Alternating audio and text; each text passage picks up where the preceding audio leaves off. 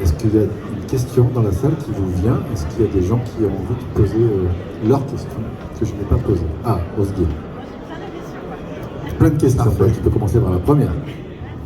Bonjour. Bonjour, bravo d'abord. Et ce que je voulais comprendre, peut-être que vous avez dit, mais est-ce qu'il y a un formulaire? Est-ce que le diagnostic se base sur les réponses écrites par l'entrepreneur? Comment ça se passe la partie diagnostic?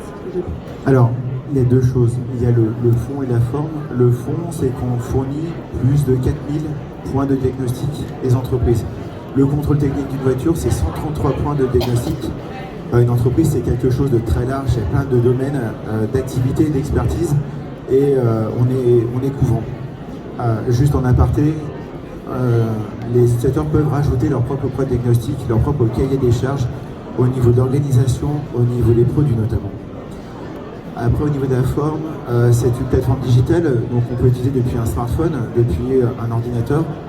Et donc, on a un formulaire qui est rempli de manière contextuelle par rapport à ce qu'on veut auditer. Et on va avoir donc les différentes questions qui vont être présentées et on va pouvoir évaluer son niveau actuel par rapport à cela. Ce qui est important aussi, c'est qu'on va pouvoir prendre des photos depuis l'application.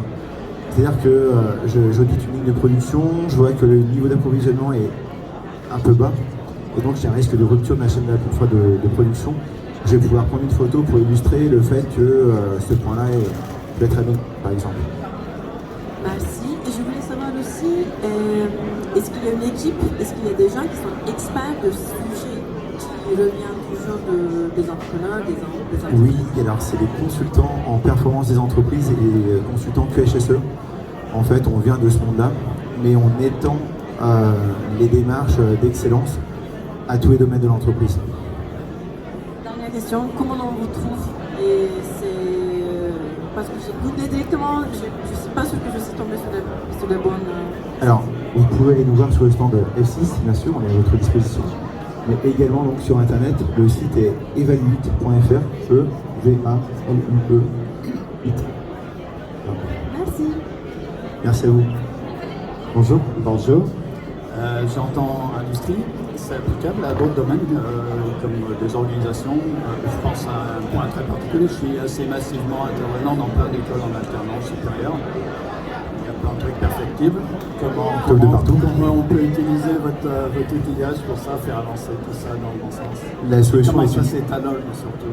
Oui, donc la solution est universelle. On a des clients qui sont dans le domaine du service, de la formation. Enfin voilà, on couvre vraiment tous les domaines. Et comment faire? Depuis le site, vous pouvez vous inscrire. Comme je disais à Jean-Philippe, c'est gratuit. Et vous êtes guidé en fait dans la prise en main et la réalisation de votre première campagne d'évaluation. Ça me ramène à la question comment un ensemble métier il est étalonné, comment il est fabriqué. C'est pas ChatGPT qui construit l'immense base de données ou je sais pas quoi d'étalonnage. Non, on a une équipe qui s'occupe. Qui classe les bons d'un côté, les mauvais de l'autre, et qui on va se rapprocher du bon. Vous avez raison, c'est vraiment la pertinence donc, des évaluations. On se base sur les référentiels.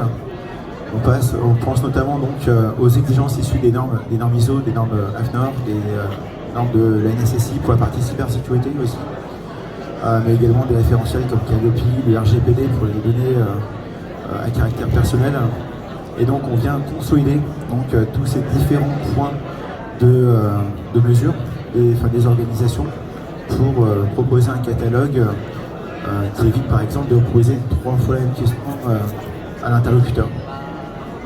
Les référentiels sont des référentiels soit normatifs, soit métiers. Mais partout où il y a de l'incertitude, comme tous les domaines, il y a l'innovation, le marché, l'innovation visuelle, plein de trucs comme ça. Comment on fait? C'est applicable ou c'est limité de ce côté? Alors oui, c'est applicable puisque si on parle par exemple de l'innovation, de la création d'un nouveau produit, vous avez un cahier des charges qui s'applique. Même dans la recherche, vous avez des critères qui sont appliqués dans le processus de conception.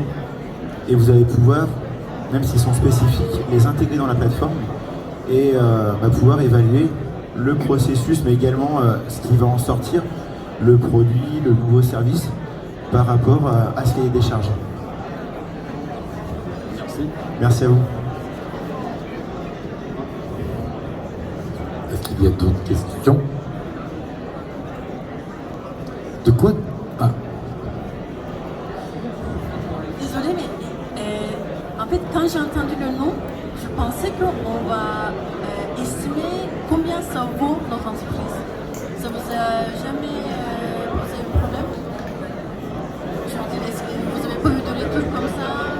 Oui, alors ça sert aussi, enfin, le nombre d'usages est très large. Sur notre site, on essaie d'identifier les principaux cas d'usage, mais voilà, nous-mêmes, on en découvre encore au fil de l'eau.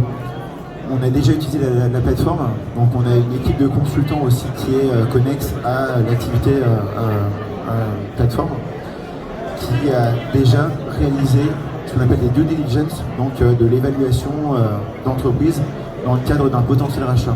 Donc oui, ça peut servir aussi à ça.